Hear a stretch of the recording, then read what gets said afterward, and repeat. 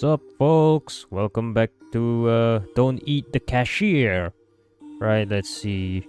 Let's conduct an experiment. Suppose you're now a free vampire, able to go wherever you want, do whatever you want. Where would you go? David looks at me expectantly. What kind of superpowers do vampires have? What weaknesses will I have? And who were you before the bite? Can you find everyone?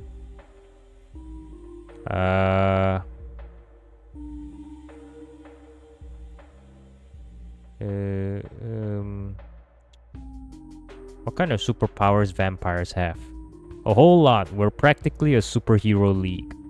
I'm sure it never crossed your mind that in reality, bloodsuckers can be way scarier than in sappy movies for girls. Looks like he's watched Twilight. Interesting. Some of us not only drink human blood but also capture people to experiment on them. They turn human bodies into a real nightmare of flesh and bones. Dr. Moreau couldn't even imagine. And there are vampire sorcerers who can rip your soul out of your body and make you work for them for eternity, literally. Seems like I already have one of those sorcerers. His name is Bob. He's checking his bills. There he is. Wonder what inner strength it took David not to flinch. And there are those who can make your head explode, literally, with just a glance. But not all of us are such wicked bastards. We don't even have to kill a person to eat. Just drink a little instead of gorging yourself like a pig at the trough. But some don't care. They just drain all the blood and splash it everywhere. The forensics team is baffled why the person turned into a sprinkler before dying. He seems to enjoy talking about how cool vampires are. Of course, cause he is one. Obviously, he's gonna brag. Though, why didn't he mention whether he can walk in the sun or not? Why not say about that? And let me guess, none. Back to your question. Ask him about something else. And which of these do you have? I've got a decent list of what I can do. I'm not complaining. Imagine it. You never get tired. You can party all night long, fuck all night long. You're stronger than 10 thugs combined. Well, except for 10 werewolf thugs. That might take some effort. If you want to shrink down and fly somewhere, you can turn into a tiny bat. Your reflexes becomes 100 times sharper. You feel everything, you see everything. You can hear a rat piss a block away. I don't want to hear what rats are up to. Stay silent, let him continue. And finally, you can make people do anything you want. Absolutely anything. Are you sure the last one is due to your vampirism and not just because they're scared you'll beat them up? David lets out a sharp, raspy laugh. You're right. Most law-abiding citizens avoid me by 100 miles. It's a working strategy in most cases, but sometimes you need a subtle approach, you know? The word subtle from this guy sounds almost comical. It's one thing to scare someone shitless, they give in just to avoid being harmed. It's another when they act with full confidence that it's what they want. They don't even realize they're just vampire pawns now. Yes, I think I get it. He pulled that trick on me too. David smiles, but this time the smile is strained. These are the words of someone stuck in a web of artificial connections and ass-related threats. Fear and supernatural compulsion aren't the best foundations for a strong friendship. Holy, what the hell? Why do I have such a hard time saying that? That's so dumb. David, you're a creature stuck in a web of blah blah blah blah blah. I can enchant myself. Wonderful. Or make someone give me their wallet. This one. He lets out a quiet chuckle. Well, not exactly friends, more like underlings. You can hatch all sorts of cunning plans with human politicians or, well, pay no rent. The last part sounds like music to my ears. He seems to enjoy talking about how cool vampires are. Can vampires open beer cans with their minds? When do we get a tip on the jar? I remember that the squid? Octopus dude, right? Tentacle monster wants a tip at the jar. Back to your question, asking him about something else. What weaknesses will I have? Well, no more tanning, no reflection in mirrors. If you were ugly before, it's actually a bonus, right? You can enter without an invitation. Garlic doesn't scare you either. Holy water is trickier, depends on the situation. A stake works, but piercing your chest would be quite the challenge. Piercing any part of you is quite a challenge actually. Our skin is like steel, unless a particularly persistent werewolf comes along. Well, at least you can enter without an invitation. No need for unnecessary chit-chat with people. David looks at me expectantly. And who were you before the bite? Can you find everyone who wronged you in life? A lot of things.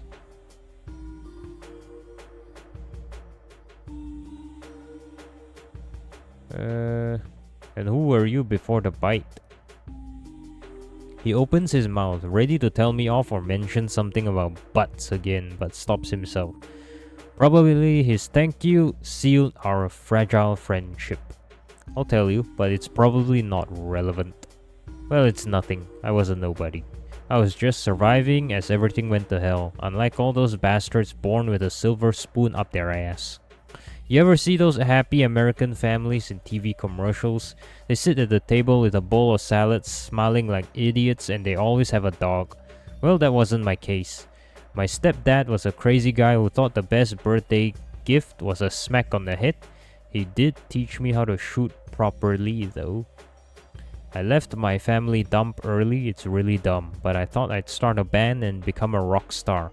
But as they say, wish in one hand, shit in the other. See which one fills up faster.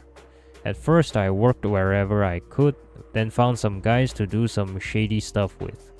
There aren't many ways to make a living in Los Angeles area. Can't exactly work the cash register, right?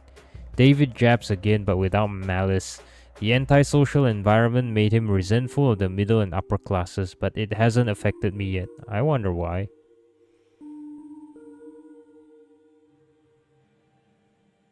Make no comment. Yeah, being a gangster would be cool, doing gangster things, riding motorcycles. He lets out a quiet chuckle. Come on, life isn't as fun as it is in the TV shows. Mostly we just sold diluted crap to junkies and solved problems. Sometimes, no person, no problem, you know? I prefer the part about motorcycles. That's it, that's the whole story. What about you? Oh lord, this is my chance to make up something cool. Or just tell it like it is. I don't think it's good to lie to the vampire though. I think he can see through the lie. And if he did, right, we're dead. We're dead, bro. Not telling. I'm a criminal too, the best sniper in my gang. I'm now hiding under a fake name in another city and state. I have a single parent family and no dog. Okay. He listens to how I ended up in this dump, about my job search and everything else. I didn't sell drugs in alley, but it seems we still find some common ground. Got it, you're not in your element. David truly understands. Neither he nor I wanted to end up where we are. Neither of us knows what to do next. And we both love cheap noodles, but he can't eat them anymore. I win. You must be tired of those draw me requests, huh? I would draw you. Get back to the questions. A lot of things. Who vamped you? He doesn't answer right away. Just furrow his brows. Several long minutes pass in silence. Some old stinking jerk. A lot is probably mixed into those 4 words. It's as if he both hates and mourns the old jerk. Probably that guy wasn't a contender for Father of the Year. I waited for him to continue, but he remains silent. He looks like an angry cornered dog. It's unlikely he'll speak up on his own. And what did your old stinking jerk do? Don't call him that, damn it. Don't you dare.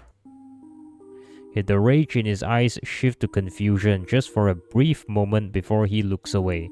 I mean, yeah, call him whatever you want, including an old stinking jerk. So what did he do? That jerk suffered from power seizures. That's all there is to say to him.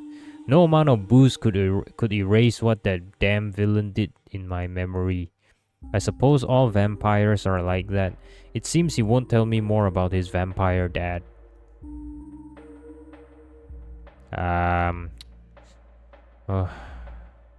Why did you watch Twilight?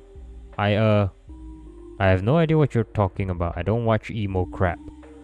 I hold a dramatic pause. David looks like a cornered animal. He stares at the floor, then the ceiling, anywhere but at me. Finally, he lets out a loud sigh, filled with disappointment and embarrassment. Fine, damn it. Alright, I watched everything. All Twilight movies, watched The Lost Boys, Interview with the Vampire, Blade. The idiot who bit me didn't explain anything beyond the basics, like don't go out in the sun, you little punk. I thought maybe these stupid movies had a clue, you know, hidden in all that silly romance and melodrama. Most of it turned out to be bullshit. I read legends, searched for info online. As you can imagine, all supernatural beings try not to give themselves away, but sometimes you still stumble upon bits and pieces. Or crazies, one or the other. My favorite, by the way, was From Dusk Till Dawn. Too bad vampires don't explode in real life. You still haven't told me if you sparkle like Edward Cullen in the sun. He takes a deep, ragged breath. No, we don't sparkle. Want to know what happens if I step into the sun? I catch fire in the sun, as if someone poured gasoline on me and lit a match. Do you know what that smells like? Like fried chicken. It's a nasty, excruciating final death. Very brutal.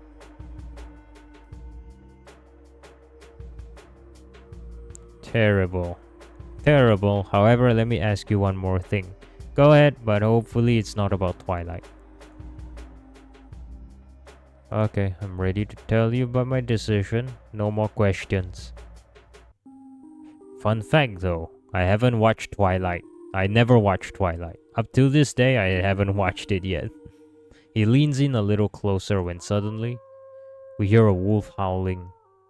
I don't even have time to blink before David vanishes. Now he's a little bat hiding behind the counter. Listen up, don't say anything about me. Sit tight and behave, or you'll feel incredibly shitty. Trust me, if you rat me out to that mutt, I'll find a way to get out and twist your head off. The threat in his voice is completely lacking, mostly because the voice now comes from a very small though angry bat. Werewolf, so he sounds like a chihuahua then, I suppose, I guess. A werewolf. A werewolf is about to come here now. The creature steps inside. Good evening, ma'am. A low, rumbling bass, surprisingly calm and friendly. I'm listening, sir. Apologies for this sudden intrusion, Edward. You can just call me Eddie. We're chasing down a certain pest. You haven't seen a vampire scaring here around here by chance, have you? You know, a young, a bit scruffy, wearing a leather jacket. You see, here's the story. One of our packs nearly took out a vampire sire and his offspring a few hours ago. It was a tough battle. We suffered losses. We tried to track them and found one of them. Well, more like a pile of ash where he once lay. It seems one bloodsucker off the other when he was weakened. Their family values are quite lacking. It seems patricide has occurred. David didn't tell me anything about it. I mean, you're a werewolf, right? You're supposed to have a very good smell. Can't you just sniff him out? I mean, that nose, look at that big nose of his. You can sniff him out, right? Surely you can sniff his ass out. Probably that's why he had all those questions about vampirism. He was trying to get advice on where to go next after killing his creator, but in a completely idiotic way. You see, ma'am, vampires are parasites on the body of our society. They drink blood like mosquitoes, but unlike mosquitoes, they kill their victims by draining them dry.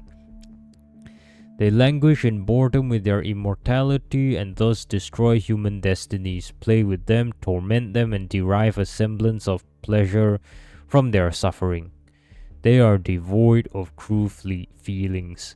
I look at David, devoid of any feelings. He's shaking all over. So I would be extremely grateful for any help. Glance, then briefly hinting he owes a tip.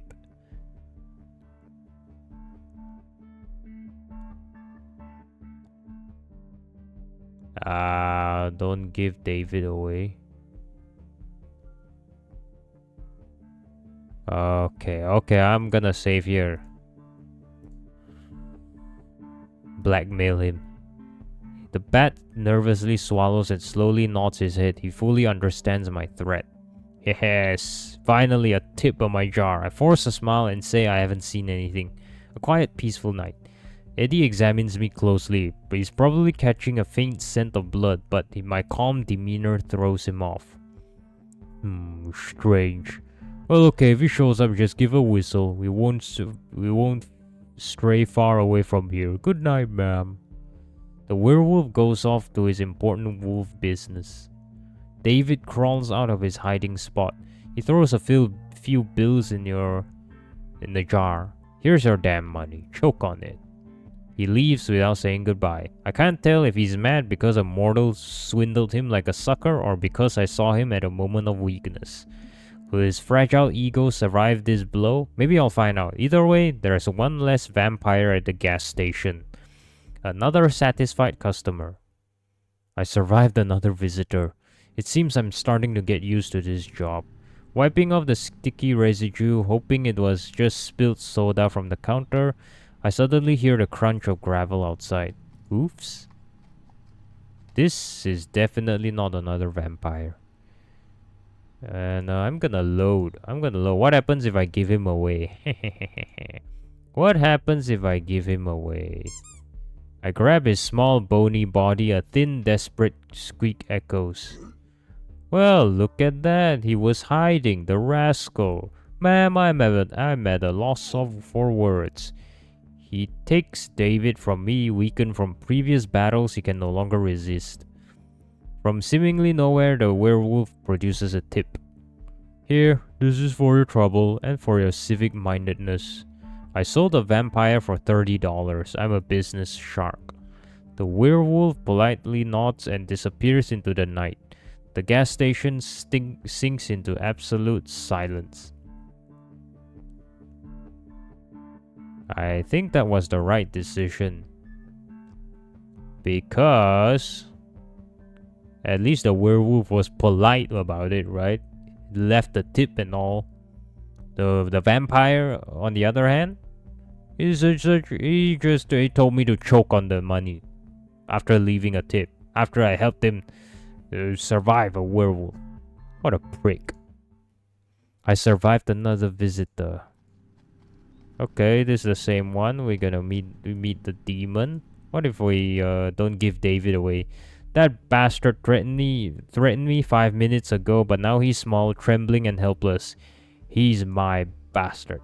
I force a smile and say I haven't seen anything. A quiet, peaceful night. Eddie examines. Okay, same dialogue. What's he gonna say? David crawls out of his hiding spot. You could have turned me in. He stares into my eyes as if trying to peer into my soul and understand what it's made of. And that would have been the sensible decision. But I'm glad you're not one of those sensible ones. David says this with genuine relief in his voice. He's grateful to me and now doesn't quite know what to do with that gratitude. He clears his throat awkwardly. So, what's the answer to my question? What would you do if you were a vampire? His gaze reminds me of a lost fighting dog without a master. He's restless and can't find his place. What an advisor he picked. May the Lord help him. I take everything life has to. I just serve the internet, decay and rot. Nothing would change. One could enslave humanity, or at least one neighborhood in this city. You could learn so many things, read so many, even learn to play the saxophone. I take every new experience, and when all doors are open to you. This one. He chuckles. Oh, still water runs deep and all that. Pity the road of adventure led you to a stinky gas station. Maybe you're right, the world isn't limited to this lousy town. He says this quietly, almost to himself, looking out the window at the dark, empty highway. As if he's just remembered there's something beyond his cage of alleyways and gangland showdowns. Here for future adventures. David is about to turn around and leave when he suddenly stops. He pulls out a crumpled piece of paper from his pocket, scribbles a number on it, and leaves it on the table next to my hand. But just as I reach for it, his hand covers mine, pressing it to the table. His skin feels cold, rough from barely visible scars and blisters. This grave-like chill sharply contrasts with the warmth of my own hand. I feel a slight tingling like static electricity. Call me if you need a ride from work. I've got a couple ideas for what we could do before dawn. See you. David says goodbye and leaves. The gas station sinks into absolute silence. Yeah, I think that's the best choice, right? That's the best choice, I believe. We did not anger the vampire or the werewolf. We didn't anger the vampire or the werewolf, right? And if the werewolf comes back, just say that he's probably hiding in a corner somewhere in the room and we couldn't see him. He's too good at hiding. And okay. We didn't antagonize anyone, okay? We'll just pretend we don't know if the werewolf comes back. Well, that was quite an interesting encounter. I really could have turned him in, but I didn't want to. Now I also have a date invitation from a guy who wanted to make me his dinner half an hour ago. I survived another visitor. It seems I'm starting to get used to this job. Wiping off the sticky residue, hoping it was just spilled soda from the counter, I suddenly hear the crunch of gravel outside. Oops. This is definitely not another vampire. The stranger leans against the counter, trying to look casual, but the way his tail twitches betrays his nervous tension. Hi, he clears his throat. Hello, mate. My name is Victor. Aren't your parents pirates by any chance?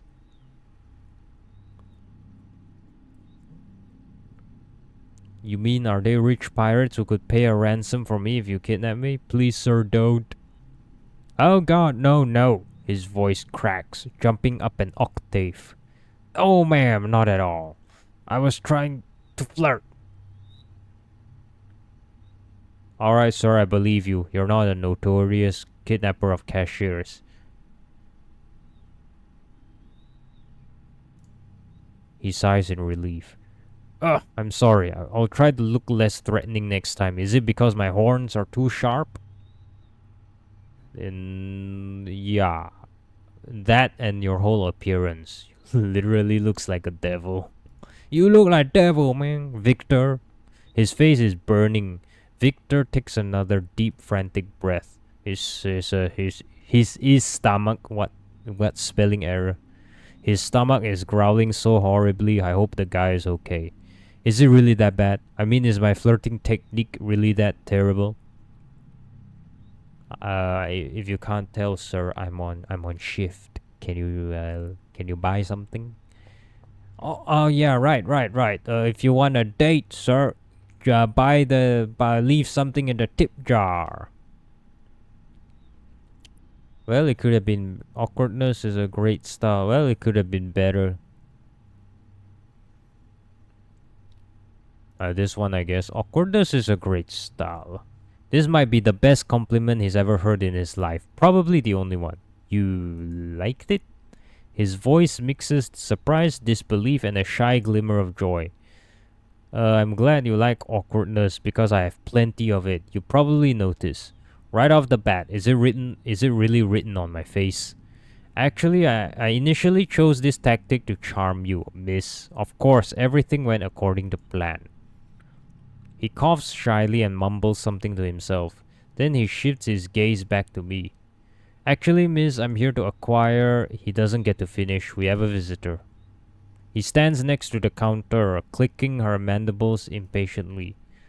2 packs of Brapsy, a pack of screaming cheese, and a bag of fairy fingers, darling. By the way, your gas attendant is a real sweetheart. It's frightening to imagine what my invisible colleague looks like. He hasn't even bothered to say hello. Rude. Can't you see I'm attending another customer right here? And also he looks way more handsome than you. You fucking bug. Literally. A bug. And hurry up, I need to rush. I have a lot of work waiting for me today. I'm starting to pack the order. At the same time, this incubus awkwardly tries to hit on the lady. And I thought we had something special. He's hitting on a bug? Disgusting. Absolutely disgusting. Apparently, the failed Casanova decided to try his luck on the new victim. Wow, you seem so busy and cool, ma'am, and you must have a very wonderful job. She starts clicking her mandibles energetically, producing a buzzing sound that vaguely resembles laughter. Wonderful, oh yes, wonderful. Wonderful for those who don't like to eat, sleep, or see their children grow. Really the best job in all 9 worlds. Speaking of children, Victor barely recovers from her? Wait, what? Victor barely recovers from his sarcasm, you mean? When the lady immediately pulls a wallet out of her bag and unfolds it. Over and over again. It seemed endless. This is Gugu. He has his father's mandibles. Victor gazes into the abyss and the abyss gazes back, revealing baby pictures. The seduction attempt has failed again. Like any mother, Lady Mantis loved her children and considered it her sacred duty to tell every passing incubus about them. This is Gugo. He's in his rebel phase right now. He pierced his mandibles. Can you imagine? He makes such a racket when he eats. The image of a larva in a biker jacket makes me snort and reminds me of David. And this is Gigi and Gaga. And what next? The next one is Gugu Gaga. Gugu and Gaga. They're still larvae, but already so talented. What talents can larvae have? They just lie there and eat. I do too, though. Wait, don't think about that. You have very beautiful children, ma'am. All 20 of them. Incredibly cute. That's just the first wallet. Help him hand the lady her order. Actually, I'd like to listen more. Don't interfere. I only hand over the order when she starts talking about how sensitive her larvae's digestive tract is. By that point, Victor himself starts to look like a wary father of 40 tiny little pests. His conscience or indecision prevented him from fleeing into the night, crying. His suffering seemed to stretch on endlessly until the lady finally left the store with her purchases, thanking the incubus for the pleasant conversation. Though to be honest, he couldn't even get a word. He might have squeaked something pitiful between her tales of diapers and poor history grades. Victor turns to me with a tortured look. I will never talk to people, to monsters, to insect monsters, animals, never ever, no way. He mutters this barely audibly to himself. Oh, demons these days, how quickly he gives up, and she didn't even get to pull out her third wallet. The lady left very little in tips. Probably all her money went to her children. Victor suddenly remembers he came here to buy something. However, my visitors rarely recall that. I need a book. Victor scans my stinking supernatural realm of discount rot and chocolate bars. You need a book. Does that book happens to involve summoning a pentagram, drawing pentagrams and all that? It's a guide for, well, you know, succubi and incubi. I can't remember what it's called, but I have definitely heard something about it. Could you take a look? It's definitely not for me. It's for my less experienced friend, because I'm, you know, a employee of the month in my layer. Sure. He didn't specify whether he was the worst or the best employee of the month. Well, you know, life force harvesting for dummies or something like that. I hear him quietly mumbling to himself. Such a shame. I should have just stayed home and rewatched Evangelion for the 10th time. I'm heading to the storage room just a few hours before I was rushing around looking rushing around here looking for blood for a very hungry monster. Now all these vials, eyes, and tentacles seem less ominous. A gigantic dead moth lies on top of one of the boxes. Perhaps it's just very tired. I'm rummaging through the book section deep in between baboon metaphysics and limits of patience of your dead servants. I find the desired volume. I come back from the storage room holding this forbidden mind-bending treatise titled "Everything You Ever Want to Know," everything you ever wanted to know about demons, and everything you didn't want to know about them. Wow, this is definitely better than those PDF guides from various sites for. Never mind who. Clearly not for the whole family. Let's study it. Yes, it would be very unusual if you just paid me, tipped me, and moved along. I expect too much from this life. But in fact, this will be an entertaining educational lesson. It certainly won't be unnecessary, and the guy looks like those pictures are enough to make him faint. The sooner this is over, the sooner I can send him on his way. We find a cozy spot next to the counter. I pull the grimoire closer. Did a kid draw this? What the hell are those drawings? I open the book and the pages, yellowed and brittled with age, release a cloud of dust and indecent, horrifying desires. Incubi, the nature of the tempting rogue, hoofs of desire. Tempting rogues. Oh, that's me. Yes, definitely me. Hoofs are just like mine. You have no idea how awful they clop, especially on tiles. When you sneak to the fridge at night, the whole house wakes up with you. Everyone thinks there is a big clumsy cow living in your apartment. No, you look more like a sleep paralysis demon. Yeah, I think you really are an incubus. They're all purple. Oh, you're right. All incubi really are purple. I thought my skin color was just some kind of coincidence. You know, like when you create a character in a video game and just spin the color wheel until you stumble upon something weird. He gives me a cautious look, as if not entirely sure about the coolness of his purple hue. I love the color, too bad I'm not purple. Shrug. I know what you mean. When I was created, someone also spun the wheel. By the way, I was created in Spore. He lets out a quiet, soft chuckle. Spore? Seriously? I know it's a self-deprecating joke, but by the way, it really has an awesome creature maker. I love the mating dances in that game. Wait, that we were talking about a game? What the hell? I thought Spore was a town. Was a town in this fictional universe, fictional city. Maybe I should have taken a couple for my profession.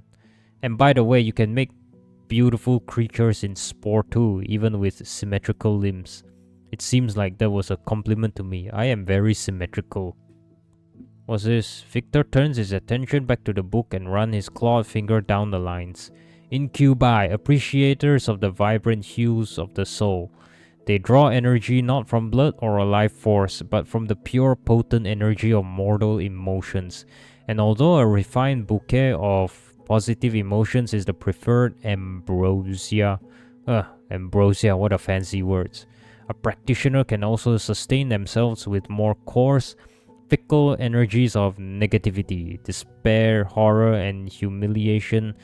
Provide a quick, albeit unpleasant rush of power.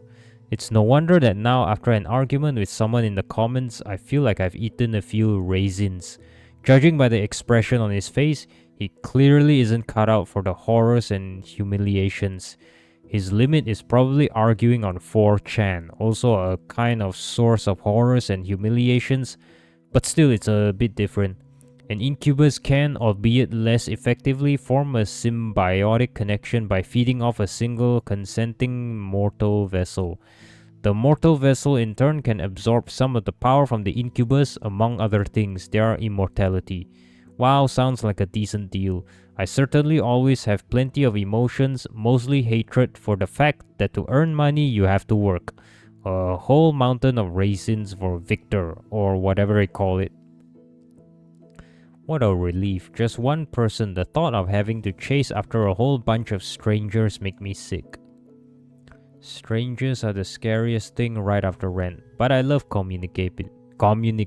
Well, sometimes. This one. Oh well, it's cool when you can get along with people. Some people are probably just made for that. And me, well, I'm just me. I always feel like I'm saying something wrong. But because I usually do say something wrong. Seems like I'm doing it right now too. So yeah, getting attached to one person, you don't have to try to constantly impress strangers. That's just a dream. Victor flips through the grimoire, reading the chapter titles. Techniques of Rogue Seduction. Juicy Emotional Juices. Using lascivious? What? I never saw that English word before. What? Yeah, exactly my reaction. What? Lascivious energies for a thaumaturgical purposes. Thaumaturgical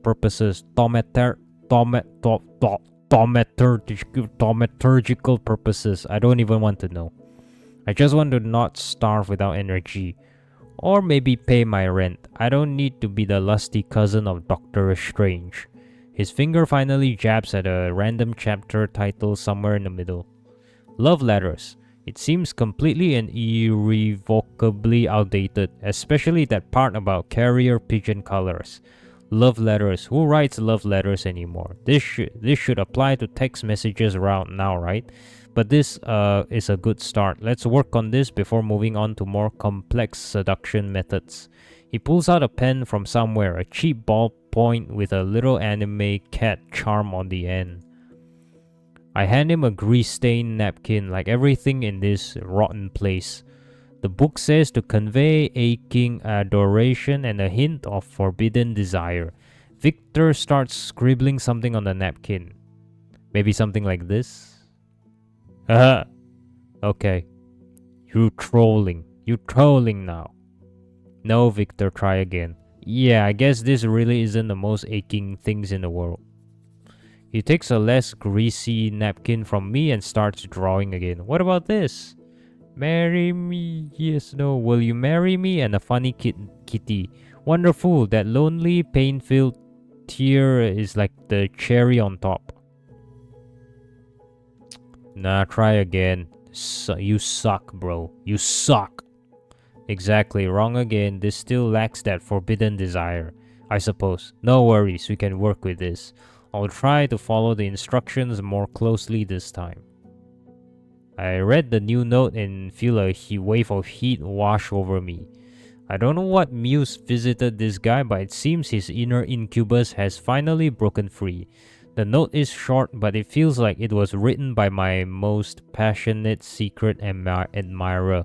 I even feel a bit embarrassed. Looking at me, Victor lets out a quiet chuckle. I feel like this one definitely hit the mark. I literally feel it like an incubus. What did he write though? Not for nothing did I read all that never mind. Victor continues to flip through the book, recognizing the desires of the vessel.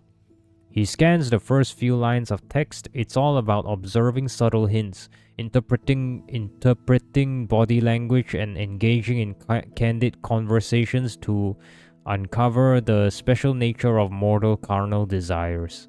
He glances at me. What does Vessel Diana want? The vessel wants money. And money is the solution to everything. Ancient Chinese wisdom told me so. Victor, who was expecting some incredible revelation, blinks in surprise. Oh, right, of course, that makes sense. And with this, we can work with it. It says here that incubi naturally attract values, including material ones, and they always have something to offer mortals. Well, to anchor the sensual aspect with the material, honestly, my finances have been okay lately. I'm curious, where exactly did he sell his soul? I felt like I've been selling mine to my employers my whole life, but somehow it's always for $3 an hour. What year is this, man? $3 an hour? That's like way below minimum wage. $3, really? We continue to study this villainous seduction manual. The art of verbal seduction and slippery flattery. To his surprise, Victor finds no mention of the fact that pirate compliments work on living people. We examine the first paragraph where words are labeled as keys to the treasure chest of the heart, and flattery is described as a powerful aphrodisiac for the ego. It's all very dramatic, but the main idea is quite simple. Say nice things, don't say unpleasant things. Basically, speak no evil. This is definitely outdated. If I tell someone that his eyes are double gateways to the Champs-Elysees, I'll definitely get sprayed with pepper. And this good lord, when I kiss you, I tremble like a paralyzed beggar. How is that even supposed to work? No, that's too much even for me. Good lord. A devil is saying good lord? Oh, no.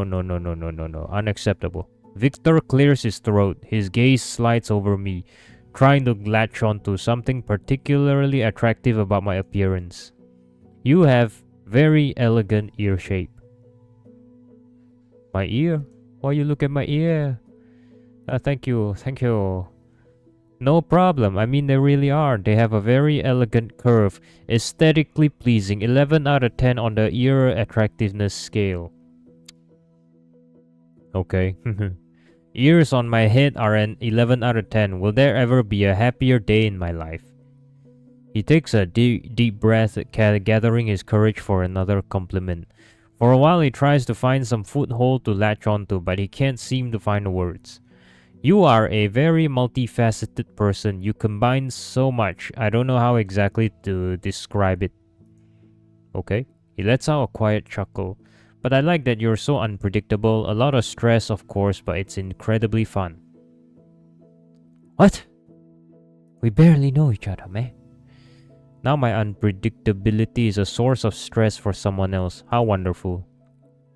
Smile, shake your head. The smile, I suppose. He smiles gently in response. Despite everything, he starts to relax. He's probably beginning to feel more comfortable around me. I would have never thought a monster would have to struggle with discomfort from interacting with a mortal soul. Not the other way around. Another chapter. How to be a mirror. I didn't know we could change. Oh, it's metaphorical. The text describes the principle of mirroring. Subtly borrowing mannerisms, speech patterns, and even express opinions of the victim to create a sense of closeness and understanding. The path of least resistance to gaining mortal attachment. Oh no, what about all that stuff about just be yourself and everything will work out? My mom lied to me, didn't she? Yep, exactly. With similar interests, what do ordinary people like? Football and the weather? How about food? I mean, everyone likes food. We can talk about food. We can talk about food all day, man. Definitely not anime and Dark Souls. Discussing the brilliant soundtrack of Silent Hill with people is a bad idea. That's for sure. Just discuss food, man. Food and beverages. Let me tell you, everybody likes that, man. Everybody's got something to say about food and beverages. Alright, practice. The book says that practice is the key to success, okay? Victor lifts his gaze to me. Play along with me, please, like we just met. As long as you leave a tip in the jar, okay? As long as you leave a tip in the jar, I would play along. Beautiful mortal soul, I have appeared to you in half dreams so many times, but I finally decided to find you in reality. I won't let you go so easily. Okay? Even though the words aren't the most elegant, there's something supernatural about them. I still begin to feel a pull. A shiver runs down my spine. Come on, you don't have to pretend to get close to someone or make friends. I'd love to talk about Silent Hill soundtrack. Give in to the feeling. Let's just leave it at that. This one, first option, I guess. Victor's carefully crafted seductive expression shatters into pieces. His eyes widen, he blinks several times, and his gaze ignites with pure delight. You really want to talk about Akira Yamaoka's industrial soundscapes and how they create an all-encompassing sense of psychological horror that reflects the protagonist's inner turmoil? Because I mean, the use of trip-hop elements in the Silent Hill 3 soundtrack is criminally underrated. Criminally. Yes, mortal. Your interest in such esoteric melodies is quite intriguing. He chuckles softly. But you're right, pretending is very exhausting. You can never truly be close to someone if you're always pretending. I'm only pretending because I want you to leave a tip in the jar. Though, I don't really need that, do I? I just need juicy, sweet emotions. Well, who am I kidding? I'm the most pathetic incubus in the world. I need more than just that. He's flipping through the tree ties a bit longer before letting out a sigh. His stomach growls again. It seems he could use an emotional snack. I think we've covered all the important stuff. I suppose it's time to wrap things up. He starts to rise from the floor. Wait, how did it happen that no one explained anything to you? Even I had a briefing, a 2-minute one. Ask nothing. I'll tell you, but promise you won't laugh. I promise. Relief washes over his face. Yes, wonderful. I accidentally sold my soul on the dark net. He holds a dramatic pause. Go on. Fuck. What an idiot I was. I dropped out of college back then because of constant stress, moved into a tiny dump and barely left my apartment. I was scraping by with some freelance work.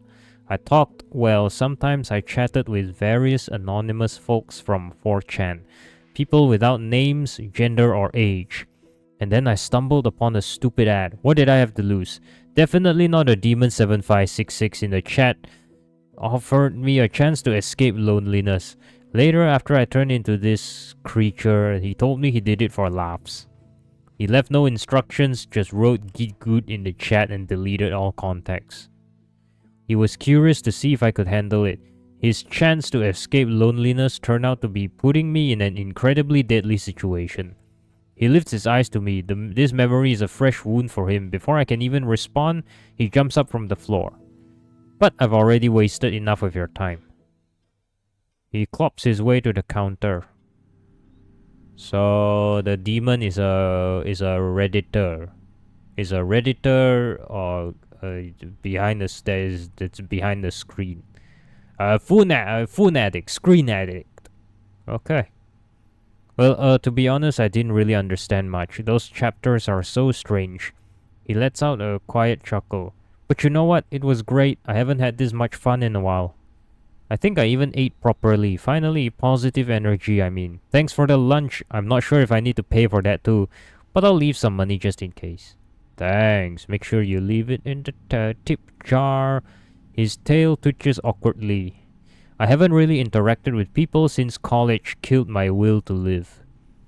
It felt strange not to feel like such an idiot around someone. Thank you very much. He tosses some money into the jar and then takes a deep breath and adds, and maybe someday we could hang out together. Not as a lesson, just play some silly games like friends. Okay, buddy, I'll think about it. Cool. Well, good luck with the rest of your shift, Diana. It was nice to meet you. Thanks for the tip, buddy. The gas station returned to silence, broken only by the hum of refrigerators and my own two loud thoughts. So, a crazy god, a vampire thug, and a shy incubus walk into a gas station. Sounds like the start of a really bad joke. My life is now a joke. Just great. I just wanted to pay my bills. I didn't sign up for interdimensional quarrels and therapy sessions for the undead. But on the other hand, I wasn't eaten and I wasn't turned into a piece of furniture. By the standards of this night, that's a resounding success. I cautiously glanced at the door to Bob's office. There was a low guttural humming, like a giant disgruntled computer tower was working inside. The clock on the wall indicated it was the end of my shift. With a heavy sigh of relief, I began closing up the place. Finally, I walked to the front door, inserted the key into the lock, and was about to turn it when suddenly... Organism! I jumped in place, nearly dropping everything. Acceptable, organism.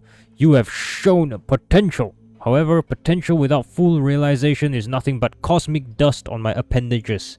Try harder, and maybe one day you will earn the right to behold the manager's restroom. Safe journey to your human refuge. Refuge. What a relief. He vanished as suddenly as he had appeared, leaving nothing but ringing silence behind. I stood for a few seconds, processing what I'd heard, then I slowly turned to the key in the lock. Click. First shift completed. I survived. And now I can do anything, which means... Bob? Okay, I think I should say... I should save here. Possibly different ending. We're gonna go home. No, I've had enough adventures for one day. The bus arrived surprisingly quickly. I climbed into the half-empty cabin and collapsed onto a seat by the window. Outside, there was a walking city rolled by. Ordinary people heading to ordinary jobs. None of them selling discount rot or fending off vampires. My pigsties retreat never felt so homely and cozy. The familiar creak of floorboards, the smell of dust and cheap coffee all seemed heaven-sent. I didn't even bother with dinner, just shrugged off my clothes and fell into my bed. Soft, familiar, free of tentacles and ectoplasm. No monsters, no threats, just silence, and pleasant nightmarish dreams. That's the end. Okay, why do we go back to the store, to Bob? Is that the tentacle monster name? Oh no, Mr. Manager, we're not saying goodbye just yet. I head back to the gas station and push open the door to his office. Okay, Bob, in the middle of the room, buried under folders and invoices, stood a gigantic, ridiculous canopy bed, and on it, surrounded by rose petals, reclined Bob. Or rather, he wasn't just lying there, he was posing. One tentacle coyly supported his spherical body where a human's chin would be. Others were elegantly draped over the silk sheets. His numerous eyes blinked slowly, focusing on me. Organism Diana, I wasn't expecting you so soon. His voice, as always, boomed in my head, but now it had sultry undertones. But since you're here, one tentacle slowly, seductively beckoned me forward. I propose we spend an evening in romantic engagement. We'll study void bib OK enclosure schemes. I took a step into the office and slowly closed the door behind me. Yay. What about Dave? Maybe it was a bad idea, or maybe it was my best one yet. The creature on the other end informs me in a raspy voice that he'll be here in 10 minutes. And sure enough, soon the roar of a motorcycle shatters the silence of the night. A battered but powerful bike pulls up next to me. Come on, move your ass. Sunrise is soon. Hey. His voice sounds gentle. I move my ass and climb onto the seat behind him, wrapping my arms around his waist. He lets out a satisfied sigh. And by the way, enjoy today's sunrise while you can. I freeze. I know exactly what he means. This could be my last sunrise as a human. Maybe I want to become a vampire or maybe not. Either way, we're making decisions together now. He slightly turns his head. The surprise in his eyes is replaced by a brief glimmer of respect. He looks at me like a tame wolf, like an equal. His hand covers mine, resting on his chest, and gently squeeze it. Okay, boss, whatever you say. Whatever awaits us, eternal wanderings and arguments over who cleans the blood off the dishes today, and the necessity of pretending to be our own descendants, we'll face it together. The motorcycle roars and heads out onto the highway. Okay. What about the demon? Victor. Victor promises to come faster than the wind. True to his word, when his car pulls into the parking lot, he nearly knocks over a trash bin. My bad. It's an old, well-maintained car, clearly inherited from his grandfather. Inside, it's warm and smells nice. His apartment is exactly as I imagined, a bit cluttered but cozy. And soon I get humiliated by the very first boss. Okay, that is unexpected. I didn't expect us to literally just sit and play video games. What the hell? Victor sitting next to me laughs. It's not that you're bad at this, as you say, it's just that I'm a nerd with a whole lot of free time. His fingers glide effortlessly over the buttons. I felt at ease for the first time in a long while. No fear, no tension, just two people playing video games. Rest my head on his shoulder. He freezes for a second, then a blush appears on his violet cheeks. He coughs awkwardly but doesn't pull away. Instead, he gently leans his head towards mine. Diana, you've made me so happy in just one evening, and I'll do everything I can to make you happy. I close my eyes, listening to the quiet clicking of buttons. An incubus boyfriend. My boyfriend is an incubus, and he's better at Souls-like games than I am for now. Souls-like games? What, you mean like Dark Souls? Something very interesting is definitely happening with my life. Okay, there we go. The end of Don't Eat the Cashier. That's the ending. Don't Eat the Cashier. I think that's all the endings, right? There's only 4 options according to the screen. Alright,